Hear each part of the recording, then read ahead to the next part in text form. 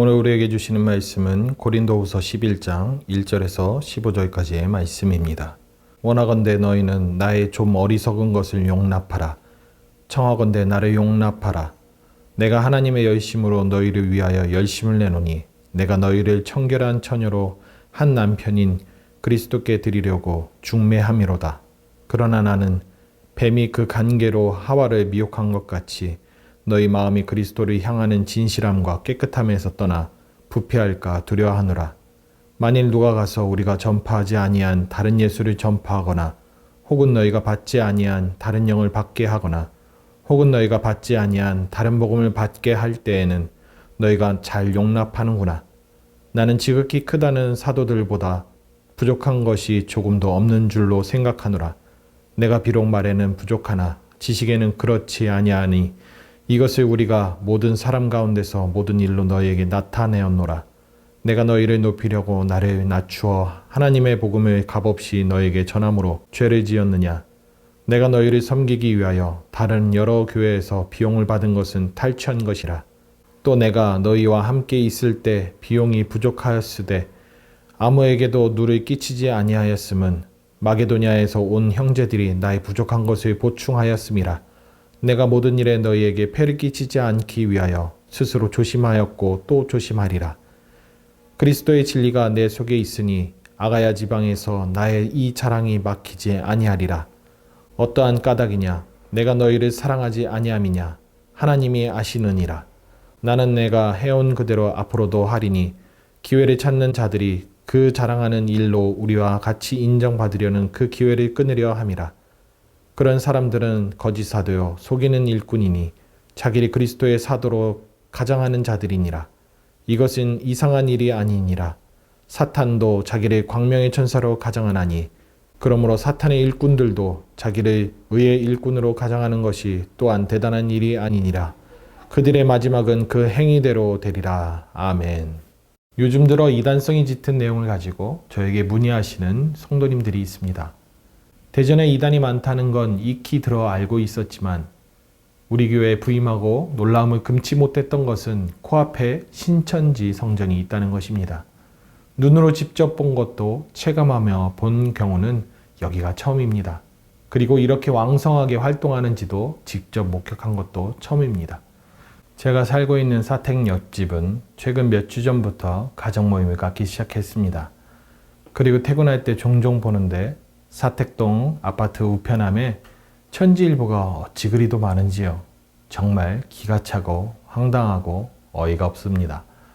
도대체 왜 어째서 다른 복음에 현혹되는 걸까요? 정말 이해가 되지 않습니다. 한 분 하나님을 믿고 삼위일체 하나님을 믿는다 고백하는 자들이 어찌 다른 복음에 현혹되고 다른 예수를 용납하고 다른 영을 받아들일 수 있는지요. 저로서는 쉽사리 이해가 되지 않는 질문들입니다. 오늘 본문 4절에서 바울사도가 말씀합니다. 만일 누가 가서 우리가 전파하지 아니한 다른 예수를 전파하거나 혹은 너희가 받지 아니한 다른 영을 받게 하거나 혹은 너희가 받지 아니한 다른 복음을 받게 할 때에는 너희가 잘 용납하는구나. 솔직히 현혹받지 않는 저와 여러분들은 이 4절 말씀이 가당치나 한 일인가요? 어찌 이런 신자가 있을 수 있단 말인가요? 바울 사도도 이해를 하지 못해 경악을 하고 있는 것을 보게 됩니다. 3절 말미에 두려워하노라 라는 표현이 그 심정을 나타내주고 있습니다. 두려워하다. 이것으로 번역되었지만 놀람을 넘어 경악하다 못해 공포를 느낀다는 표현입니다. 바울 사도가 무엇 때문에 공포를 느끼는 것일까요? 2절입니다. 내가 너희를 정결한 처녀로 한 남편인 그리스도께 드리려고 중매함이로다. 그러나 3절에서는 너희 마음이 그리스도를 향하는 진실함과 순결함을 떠나게 멸망하게 될 수 있는 공포, 즉 신자가 아무리 하나님 믿었다 할지라도 구원을 잃을 수 있다는 공포를 바울은 느낀 것입니다. 교리적으로 우린 믿음으로 구원받는다라는 사실과 신자는 결코 구원을 받지 않는다라고 확신합니다. 네, 맞지요? 그런데 바울 사도는 어째서 이런 구원을 잃을 수 있다라는 받아들이기 힘든 말들을 하는 것일까요? 구원은 하나님의 열심으로 이루어집니다.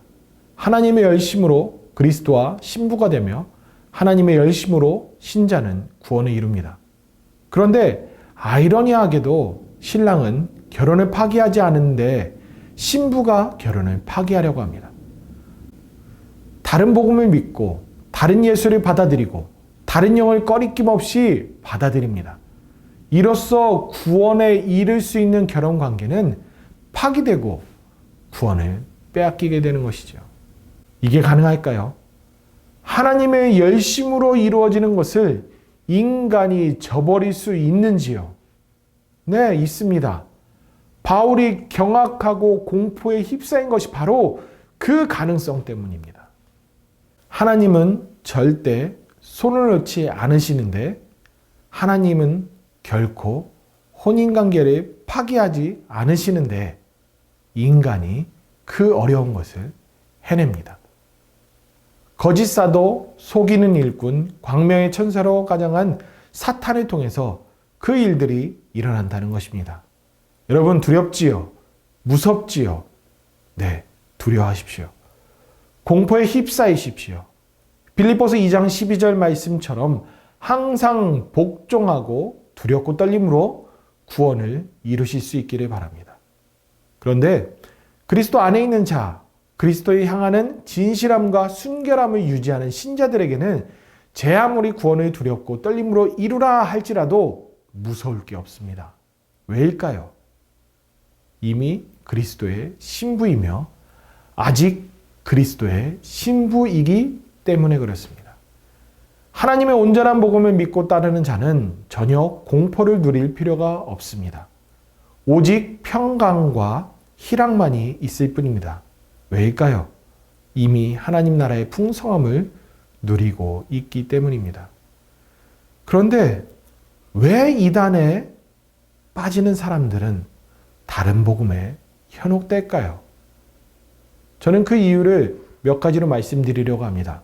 첫째로 복음에 무지하기 때문입니다. 다른 말로는 말씀에 무지한 것이지요. 사절에서 말씀합니다. 우리가 전파하지 아니한 다른 예수, 다른 영, 다른 복음을 너희가 잘도 용납하는구나 라고 말입니다. 생각해 보세요. 하나님을 믿어요. 예수가 누군지 알아요. 성령의 역사심을 경험했어요. 그런데 왜 다른 것을 받아들입니까? 도대체 왜 다른 복음에 현혹되냐는 말입니다. 신천지는 사람이 구원자래요. 이만희가 보혜사래요. 이게 말이 됩니까? 여러분, 우리나라에 하나님이 20분 넘게 계신답니다. 재림주도 50분 넘게 계신다고 합니다. 어이가 없지요. 이게 2000년 초반의 통계니까 그 사이에 돌아가신 하나님도 계시고 죽어 다시 땅에 묻힌 재림주도 계신다는 거죠.